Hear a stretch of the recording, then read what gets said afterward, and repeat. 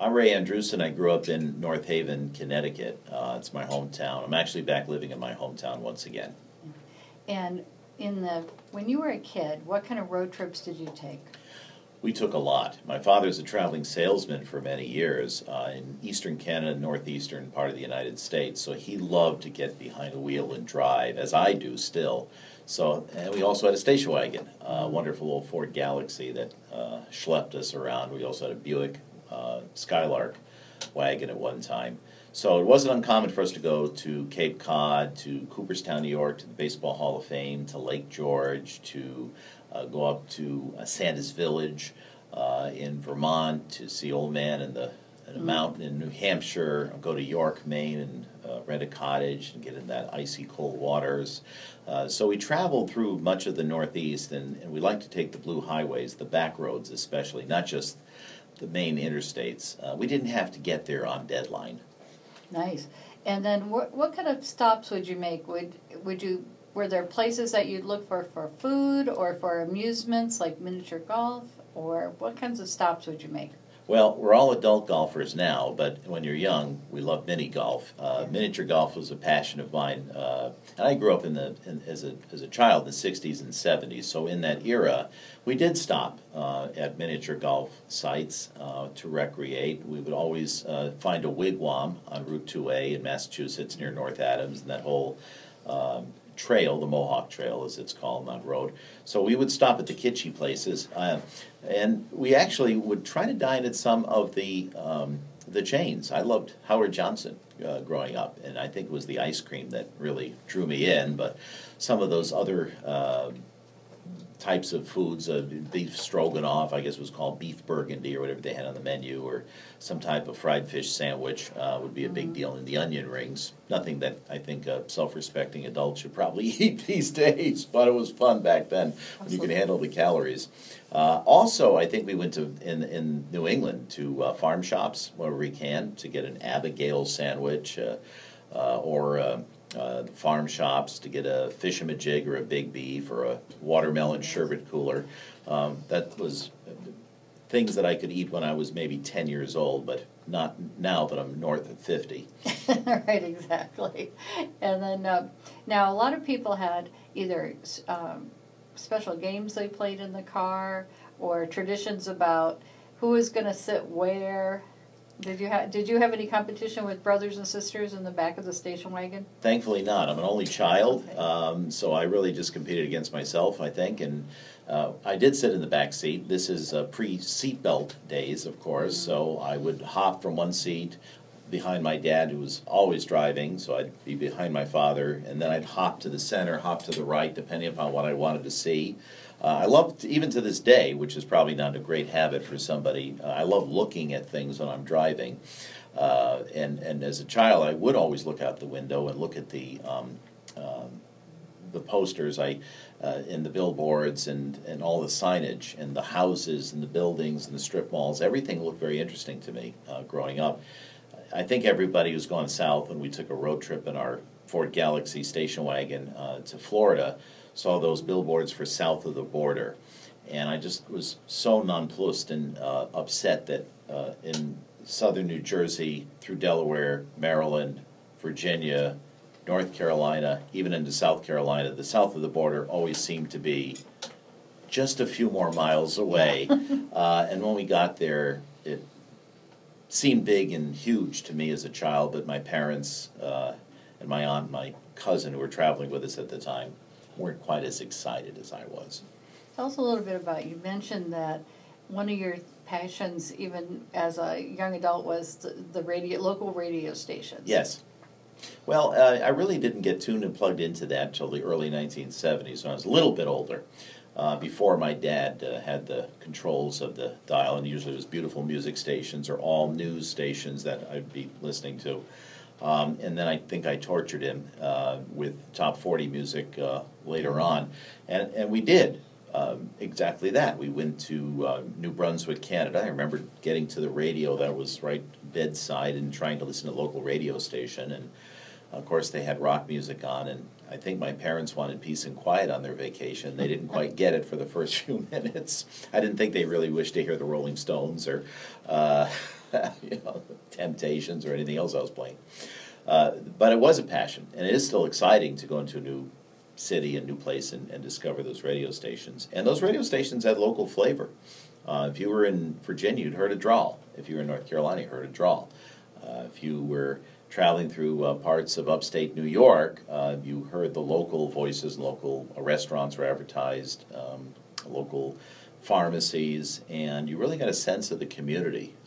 You were drawn into that by those stations. Pat's 27 now, but when he was about 14, no matter where we went, he would look for the hip-hop station on the radio, and I didn't want to listen to hip-hop any more than your parents wanted to listen to the Rolling Stones. But, in Connecticut, if you get as far south as sort of Bridgeport, Stamford, then you can get the New York stations, yes. Hot 97, and so that's so funny. So I was like, as a parent, I've gone through that local radio station thing. Do you think that the exposure to those kinds of radio stations helped pique your interest in your career? They did. I normally listen to them at home, and my dad's wonderful 1964 solid-state Grundig portable desktop radio, which I carried around as if it were a satchel or a briefcase around the house, listening all the time. And I was interested, really, even before I really became very interested. Even I think 6, 7, 8 years old, the radio was in my room. And car radios, of course, are about the open road, and particularly AM stations, so they would sound great from a distance, but you could put up with a certain level of static or a signal that isn't quite as strong. Today, nobody really wants to do that. I think they want clarity in all their audio. But we were more patient and forgiving of distant signals, DXing, long-distance listening of stations back then. And it was exciting for me to go into the Howard Johnson or to the Motor Lodge, the Holiday Inn, and also tune in the local TV stations and watch the local news. It was very exciting to learn a little bit about a community. If you're in upstate New York or Maine, you would have a chance to watch 6 o'clock news and get a real taste of the community back then. Well, some of the things that, starting in the 50s all the way through the 80s, that motels in particular would advertise, like Howard Johnson's, were that you'd have a color television, because everybody didn't yet have a color television at home. You'd have a pool, and you'd have air conditioning. So do you remember those in all the motels and hotels you stayed in as a kid? Oh, boy, did I ever. And I was excited about it because at home we did not have air conditioning, we did not have a color TV till the mid-1970s, and we did not have a pool. So having these 3 luxuries were exciting to me as a kid because it really meant that I was experiencing something new and fresh, and a lot of that we take for granted today. So it was an experience to go into these places. So I really was excited when we pulled up to these motor lodges. I still remember the steeple, the orange steeple tower of the Howard Johnson, and that wonderful Holiday Inn logo. And also later on, the Ramada Inns that started to sprout up. And they had the faux Spanish decor with the red flocked wallpaper. Kitschy stuff from that era that I don't think anyone decorates in that style today. I think Elvis decorated in that style. Just about, yeah. But it was a real deal because as after a long day of traveling on the road and being on the road for maybe 8, 9, 10 hours, to be able to get on a bathing suit and splash in a pool a little bit, go into the restaurant or a local restaurant and have a hot fudge sundae or something that today you don't really have as much more as a treat. It was a big deal, and it was always exciting. I really looked forward to the trips on the road. I also remember going on trips where toll booths were omnipresent, not just when we had them in Connecticut, because at that era we really did. The New Jersey toll booths were very exciting. The Mass Pike, and I love the logo for the Mass Pike with the little leprechaun's cap. At every state had different road signs. Today were sort of a hodgepodge. It was a hodgepodge. The Massachusetts boundary detectors for towns are still in existence. It's very interesting. You have the wonderful little logo on the top, and it's an iconic sign. I wish Connecticut kept theirs as well, and other states. Rhode Island, town boundary markers and state boundary markers were always new. I remember heading south and didn't know about the Maryland flag. The state of Maryland has a wonderful flag, the coat of arms for Lord Baltimore. And driving and seeing that flag to me was exciting. You know, we still have key. What is the Kiesel Transtulit Sustenit, which is, I can't even say it in Latin, for Connecticut, and just the blue background. And our flag was kind of drab compared to the Maryland flag. The Maryland flag just was a burst of color, and seeing that everywhere on the highway, on the road signs in Maryland, it was kind of exciting. Now, do you remember, was there anything special that you liked to collect? From in your different ages as you grew older? I wasn't really much of a collector other than baseball cards and things of that nature.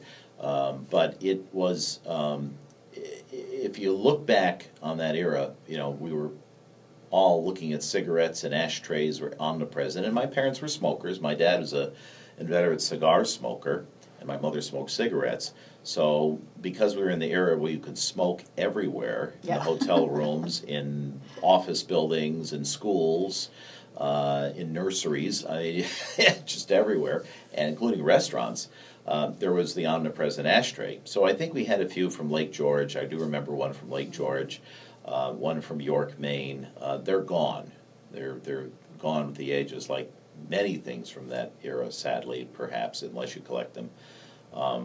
We didn't have much more than maybe we take up a placemat, those paper placemats that would be on a local diner or a local restaurant, and welcome to Maine or welcome to Pennsylvania, and they seemed kind of interesting to fold up and take home, and they usually would last maybe about a month, and then my mother would decide to throw them out because they had too many spaghetti stains on them.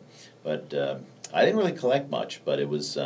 we did take a lot of photographs at one time, and at that point we were developing slides because we had a wonderful Argus slide projector, and the focus for light and dark contrast wasn't perfect, but we did have wonderful. We still have slide collection too of some of the trips.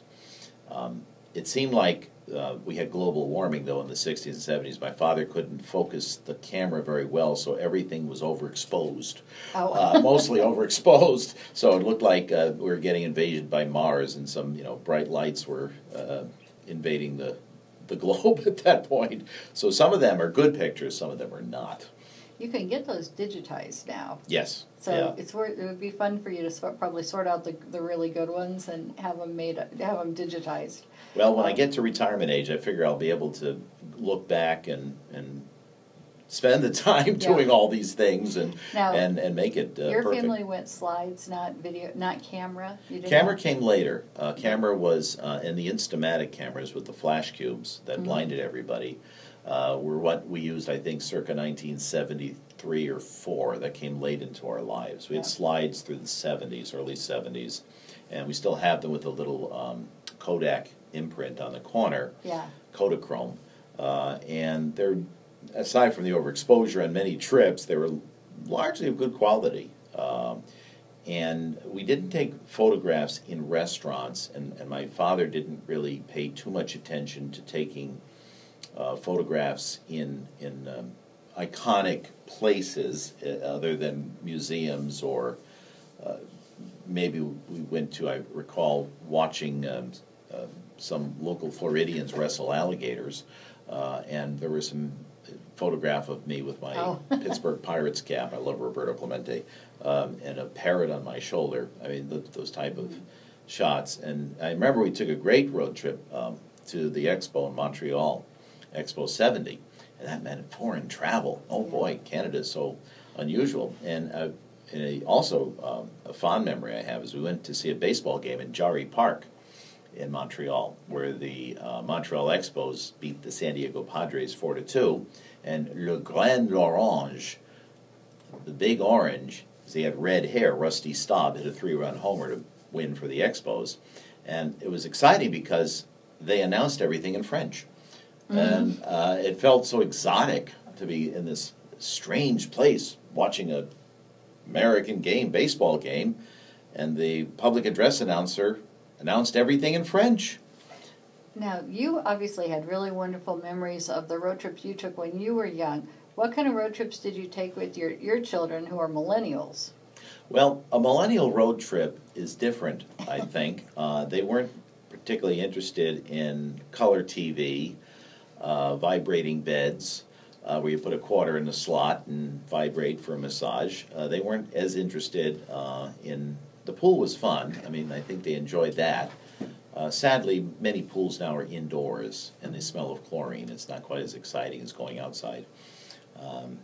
And we took one fabulous road trip, and it was ironic because it was just weeks before 9/11 in August of 2001. My wife's family, my in-laws, were in suburban Chicago, lived there at the time, so we embarked on a road trip in our Ford Taurus station wagon. And our first stop after heading out was an iconic spot in Cleveland, which is a Rock and Roll Hall of Fame. Definitely. And our children were 9 and 6 at the time, so I don't think they were really jiving with Huey Lewis saying the rock and roll, heart of rock and roll is in Cleveland.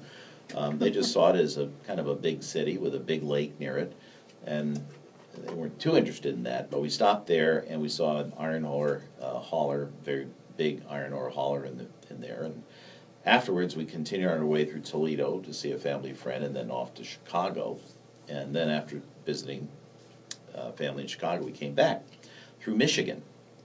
And also our destination was Dearborn, Michigan, and Detroit. And we saw Greenfield, Henry Ford's Greenfield. And we drove into the city because Detroit is intriguing because of its dysfunction, and you keep hearing about all the problems. And we drove through this enormous, abandoned plant, the River Rouge plant for Ford Motor Company. And it was just this enormous, miles-long, hulking metal buildings that were abandoned. They're not in function anymore. And it sort of, for an adult, was eye-opening about our industrial decay and the Great Lakes cities, the great cities, they're becoming part of the Rust Belt. Our children weren't interested, obviously, as much in that. But I recall we went into East Dearborn, and 2 weeks before 9/11 saw signs in Arabic in this entire village. I didn't pay too much heed or attention. Did I know that Dearborn, Michigan has one of the largest Muslim populations, and people from the South Asian and Middle Eastern nations and North African nations who live there, who have migrated here to the United States. And of course we know the history, sad history, weeks after that. But it was eye-opening, revealing. I had a wonderful dinner at La Chiche that night, which is sort of a local haunt for Middle Eastern food. It was magnificent. And then after we left Detroit, we went through Ontario. So we crossed over the bridge into Canada and headed to Niagara Falls, which is a classic trip to take on the Canadian side, and spent a couple nights there. Then from Niagara Falls, we made our way to Cooperstown, New York, Baseball Hall of Fame, Back to your haunt. where I just love Cooperstown. What's better than baseball, Farmers Museum, Historical Society? You have a wonderful lake. It's a beautiful village too, and our boys loved it. We cherished that trip, and I think when 4 people, especially a 9 and a 6-year-old, are in the car with their parents, you can't just get out. You're stuck. So we played 20 questions a lot. I think we did trivia games a lot. I think we made up stories, and I recall Harry Potter was on the trip for long periods of time, and my wife would read to our children in the back seat part of the Harry Potter series to take away the miles, and I drove the car just as my dad did back in the day. So it was wonderful, and I would encourage anybody to go do that. Seeing America at sea level is not just the Amtrak slogan from years back, but to get out on those roads, the blue highways, to see the back roads of the United States. It was a wonderful trip. If you had to just sort of close with an observation about the difference between when you take a road trip and when you fly somewhere. I think on the road, in contemporary sense, you're stuck because we're now in an era when there are too many cars and you can't move as quickly. Also, there's still a lot of highways and byways, interstates. Sadly, the interstates are antiseptic. They don't really tell the story of the location you're in. Mm. I think if you're on Route 10 through New Orleans and Slidell, Louisiana, you have a lot more interesting things off the exit ramps.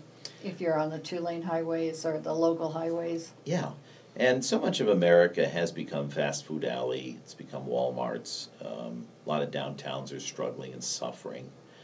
In many parts of suburban and even exurban and rural America.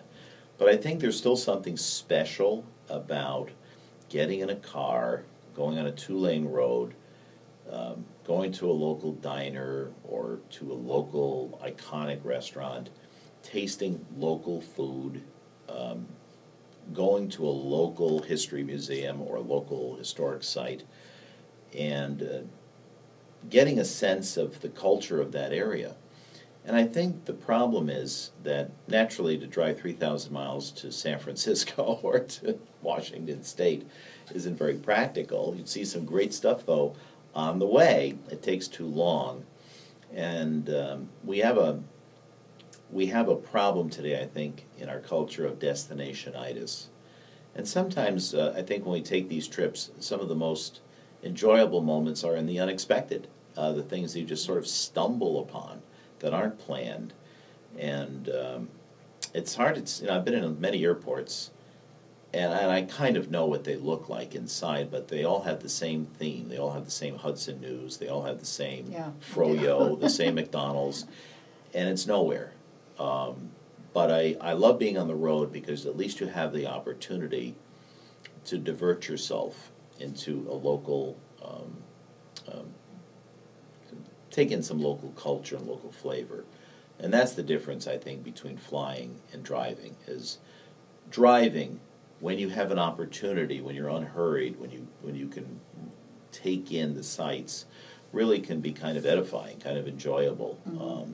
And even here in Connecticut, we have some wonderful back roads that people should explore and burn a few fossil fuel components to get there. And I love the open road.